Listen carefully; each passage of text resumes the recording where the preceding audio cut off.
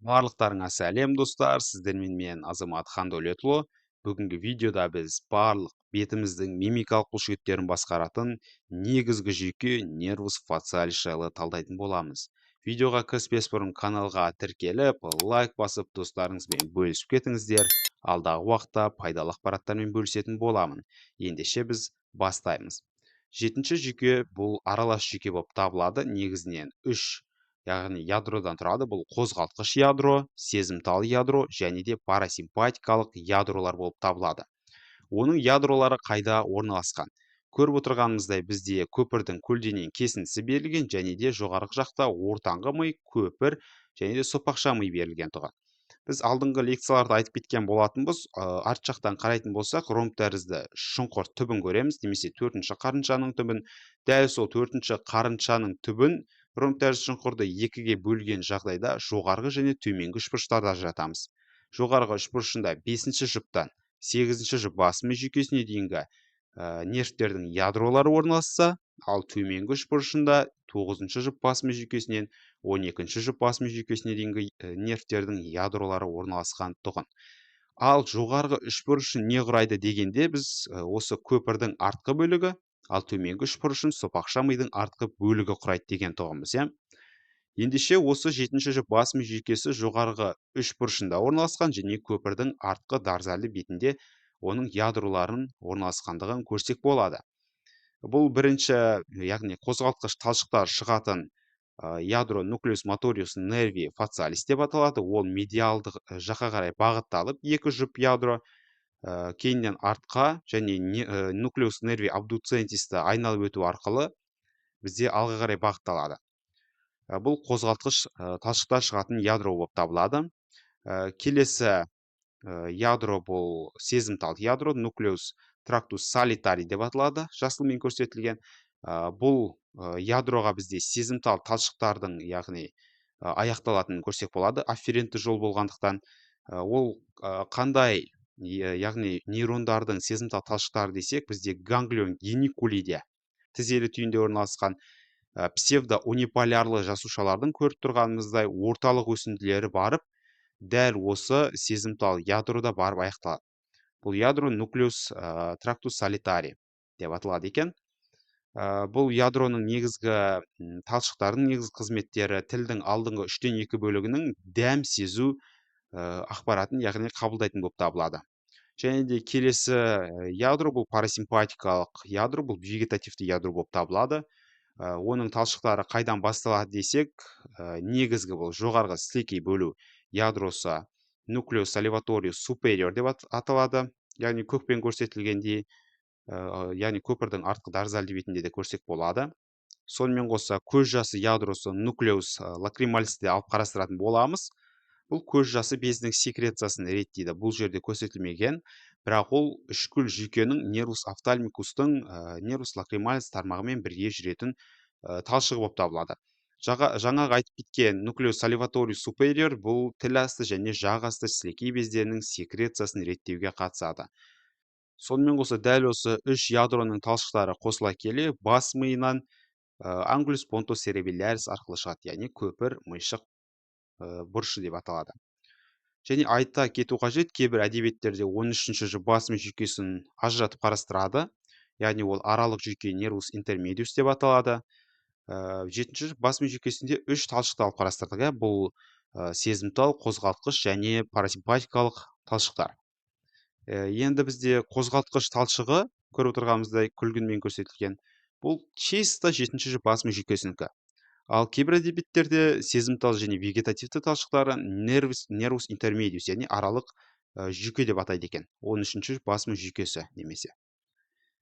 Келесіде осы 7-ші бас ми жүйкесінің негізгі 3 бөлігін алып қарастыратын боламыз. Бұл ангулус понтосцеребеляристен шығып каналис нервус фациалиске дейінгі бөлігі және каналис нервус фациалис ішіндегі бөлігімен форамин стеломастоидиум арқылы бас сүйектен шығып, каналдан кейінгі бөлігі деп аталады екен.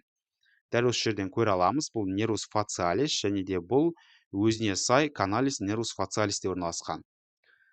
Сонымен қоса ол ішкі жағынан meatus acousticus internus арқылы енеді. Бұл ішкі есту жол деп аталады, және де бас сүйектен жаңағы айтып кеткен foramen stelo-mastoidium арқылы шығады. Ендігі кезекте бізде каналға дейінгі бөлімі angulus pontus cerebellaris'тен осы meatus acousticus internusқа дейін. Ол жерде ол ешқандай да талшықтарды бермейді, тармақтарды бермейді өз құрамында. Ал canalis nervus facialis бойында, осы өзектің ішінде ол негізгі 4 тармақты береді екен. Оны қазір сіздермен толығымен талдайтын боламыз. Және де foramen stelo-mastoidiumнан шыққаннан кейін ол да бізде бірнеше тармақтарды береді, яғни бездерге баратын, сонымен қоса негізгі қозғалтқыш талшықтарда осы foramen stelo-mastoidiumнан шыққаннан кейінгі бөлікте басталатын болып табылады. Келесі бөлік бұл канал ішілік бөлік деп аталады. Бұлай аталу себебі бет жүйкесінің каналында орналасқан, яғни canalis nervus facialis.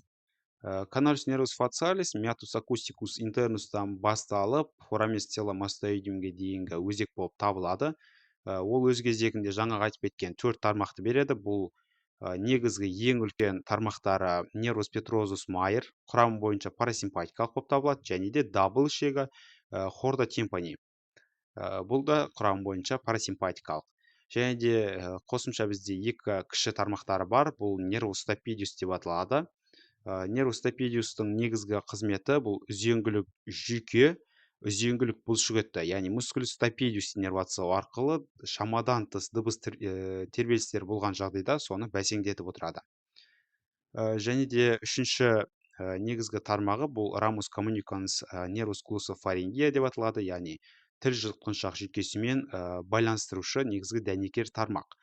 Құрамы бойынша парасимпатикалық талшықтардан тұрады, және де дәл осы дабыл қуысында орналасқан plexus tympanicusты яғни түзуге қатысады. Бұл дабыл өрімі деп аталады. Келесі талдайтын жүйкелер бұл үлкен тастық жүйке nervus petrosus major, және де дабыл ішегі chorda tympani деп аталады. Енді бұлардың басталатын орны негізінен nucleus salivatorius superior деп аталады.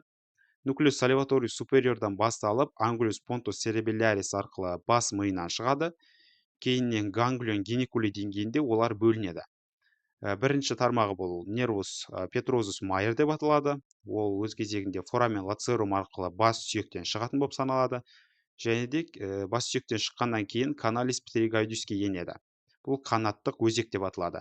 Қанаттық өзекте бұл өзімен nervus petrosus profundusты қосып алады, көріп отырғанымыздай. Ол ұйқы артериясының, яғни өрімін түзуге қатысады. Және де canalis pterygoidustен шыққан бойда nervus pterygoidus major емес, бізде nervus canalis pterygoidus деп аталады жүйке. Және преганглионарлы талшығы қанат таңдай шұңқырында орналасқан қанат таңдай, яғни түйініне барып аяқталатын болады. Дәл осы жерден бізде постганглионарлы талшықтардың тарамдалуы жүзеге асады. Бірінші кезекте бұл таралмас бұрын үшкіл жүйкені есімізге түсіріп алайық. Үшкіл жүйкенің үш тармағы бар. Бұл nervus офтальмика, nervus maxillaris және nervus mandibularis. Енді бізге керегі бұл nervus офтальмиканың nervus lacrimalis тармағы, және де nervus maxillaris'тің nervus zygomaticus тармағы, және nervus mandibularis'тің nervus lingualis тармағы. Көріп отырғанымызда, иә. Енді ganglion pterygopalatinumнен шығатын постганглионарлы талшықтар бізде жоғары қарай бағытталып, дәл осы nervus maxillaris тармағы nervus zygomaticus'тың жолымен жүре отырады да, кейіннен nervus офтальмиканың nervus lacrimalis тармағымен бізде ramus communicans арқылы байланысады, яғни байланыстырушы тармақ арқылы. Осы тармақ ramus communicans деп аталады. Және nervus lacrimalis және осы nervus petrosus majorдың постганглионарлы талшығы бізде glandula lacrimalis-тің сезімтал иннервациясын, ал бет жүйкесі негізінен оның секрециясын реттеп отыратын болып табылады. Келесі постганглионарлы талшық бұл мұрынның бездеріне баратын постганглионарлы симпатикалық және парасимпатикалық талшықтар болып табылады. Және төменде көріп отырғанымыз келесі жұмсақ таңдайдың дәм бөлтіктерін де иннервациялауға қатысады екен. Бұл сезімтал иннервациямен де және вегетативті иннервациямен де жүзеге асады. Келесі жүйке бұл дабыл ішегі chorda tympani деп аталады. Бұлай аталу себебі негізінен дабыл қуысы арқылы өтеді. Жаңа сіздерге айтып кеткен болатынмын, дабыл қуысына ол мына дабыл ішегі өзегі арқылы кіреді. каналис хорда тимпани арқылы және дабыл ішегінен дабыл қуысынан фиссура петротимпаника арқылы шығады. Фиссура петротимпаника арқылы шыққаннан кейін ол 5-10 сантиметр ешқандай да жүйкемен бірге жүрмейді, жалғыз өзі болады. Кейіннен нервус мандибуляристің тармағы нервус лингвалиспен бірге төмен қарай түсіп, ганглион, яғни субмандибуляриде барып, преганглионарлы талшықтары аяқталады. Преганглионарлы талшығы солайша бізде постганглионарлы талшықтар ганглион субмандибуляриден шығып, жағасты және тіл асты бездерінің секрециясын реттейді, және де тілдің алдыңғы 3-2 бөлігінің дәм сезу иннервациясын бұл 7-ші жыпасымен жүйкесі реттесе, ал негізінен жалпы сезімталдылықты жаңағы ішкі жүйкенің нервус лингвалис тармағы реттейтін болады. Жалпы сезімталдылық дегеніміз не? Бұл тілдің жана су сезімдерін, ыстық пен суықты және қысымды сезу сезімталдылығы болып табылады. Және де келесі талдайтын жүйкелер бұл каналдан кейінгі бөлікте орналасқан. Көріп отырғанымыз каналдан кейінгі бөлік дегеніміз форамен стила мастоидумнен шыққаннан кейінгі аймақ. Күлгін түспен көрсетілген бұл қозғалтқыш талшықтар болып табылады. Дәл осы шықшыт безі гландула паротидеяны тесіп өту арқылы олар бірнеше тармақтарды береді. Осы жерден нақты көрсек болады. Бұл нервус фациалис бізде шықшыт безін теспес бұрын, ішіне кірмес бұрын негізгі 3 тармақты береді екен. Олар бізде артқы құлақ жүйкесі нервус аурикулярис постериор болып табылады. Бұл артқы құлақ бұлшықетін, мынау артқы құлақ бұлшықеті, және де негізгі басымыздың шүйде аймағынан бізде маңдай аймағына дейін созылып жататын мускулус оксипита фронталис бұлшықеті.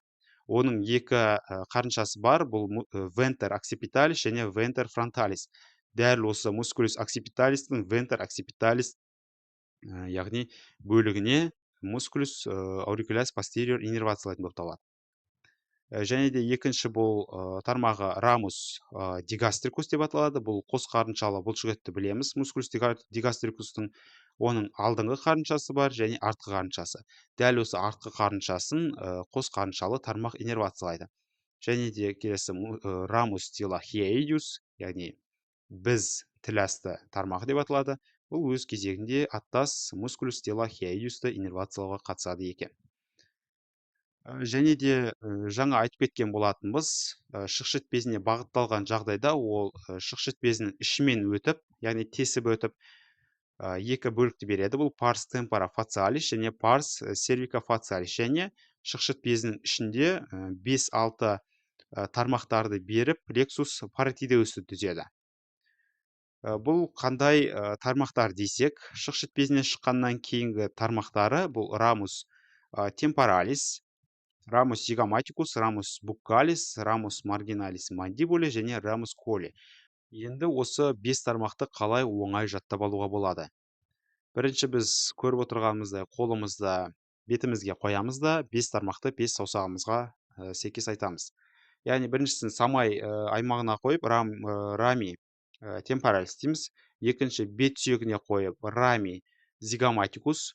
Келесі ұрт аймағына қойып рами буккалис, және де 4-ші төменгі жақтың жектік тармағы рами маргиналис мандибуле, және 3-ші 5-ші саусағымызды мойнымызға қойып рами коли деп жаттап алсақ болады екен.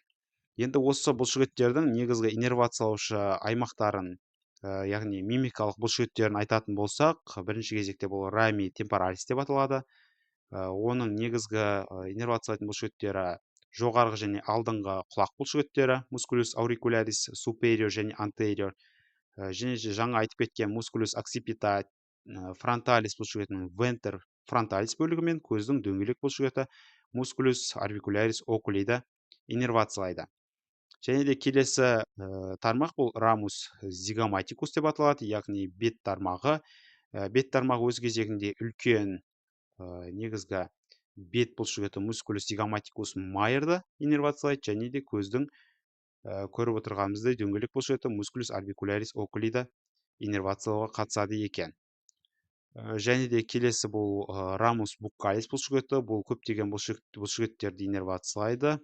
Жоғарғы ерінді көтеретін ауыз бұрышын көтеретін бұлшықеттер, сонымен қоса күлкі бұлшықеті мускулюс резориус, өзімен аттас бұлшықет мускулюс буккалис иннервациялайды, және мұрын бұлшықеттері мускулюс назалис, және де үлкен және кіші бет бұлшықеттері мускулюс зигоматикус майер мен минорды да өз жолында иннервациялап кетеді. Келесі төртінші тармағы бұл рамус маргиналис мандибуля, төменгі жақтың жиектік тармағы, өзіне сай төменгі ерінді түсіретін бұлшықет мускулюс депрессор, лаби инфериористі, және ауыз бұрышын төменге түсіруші бұлшықеттерді иннервациялайды, және өзімен аттас мускулюс металлисте иннервациялауға қатысады. Келесі тармағы бұл рамус коли деп аталады. Бұл біздің мойнымызда орналасқан өте жұқа тері асты, яғни бұлшықеті бар мускулюс платизма деп аталады, соны иннервациялайды. Және де мойын өрімінен келетін мускулюс трансверсус коли деген тармақпен қосыла отырып, анса сервикалис колиді түзуге қатысады екен. Және де қорытындылай келе біз бет жүйкесінің негізгі иннервациялайтын аймақтары бұл мимикалық бұлшықеттер болып табылады, және де тіл асты, жақ асты сілекей бездері, көз жасы бездері, мұрын және таңдай бүртіктер болып табылады. Тілдің алдыңғы 3/2 бөлігінің дәм сезу сезімталдығын иннервациялауға қатысатын негізгі жүйке болып саналады. Егер де сіздерге видео ұнаған болса, достарыңызбен бөлісіп, каналға тіркеліп, лайк басып кетіңіздер. Алдағы уақытта пайдалы ақпараттармен бөлісетін боламын. Сіздердің қолдауларыңыз мен үшін үлкен мотивация. Сонымен қоса 12 жұп нерв анатомиясын дәл осы жерден плейлисттен көре аласыздар. Келесі кездескенше сау болыңыздар.